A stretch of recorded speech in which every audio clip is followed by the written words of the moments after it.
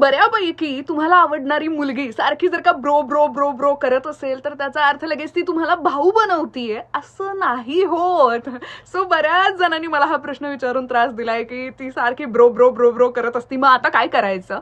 So हल्लीची ती एक style निघालीये bro करून बोलणं. म्हणजे काही काही मुली तर अगदी त्यांच्या बॉसला, घरी आई बाबांना सुद्धा, फ्रेंड्सला सुद्धा ब्रो ब्रो म्हणतात. मुली मुली सुद्धा एकमेकांना आजकाल ब्रो म्हणतात. पण उस ब्रो का उस ब्रो से कोई संबंध नाही है. म्हणजे ब्रोचा अर्थ लगेच ब्रदर, दादा असं होत नाही. सो ज्यांना ज्यांना टेन्शन येतं ना की मग ही ब्रो म्हणते प्रपोज करू की नको, त्याचा काही अर्थ नाहीये. ते जस्ट एक कूल वाटण्यासाठी, एक चिल, एक बॉन्डिंग होण्यासाठी म्हटलं जातं. सो टेन्शन घेऊ नका. ओके, तुम्ही निवांत पद्धतीने तिला प्रपोज करू शकता. आणि जास्तीत जास्त तुम्ही म्हणू शकता ब्रो म्हणतीयस पण ब्रो बनवायचा प्लॅन नाहीये ना, सो असं बोलू शकता. पण ब्रोचा अर्थ ते होत नाही हे लक्षात घ्या. बाकी ऑल द बेस्ट.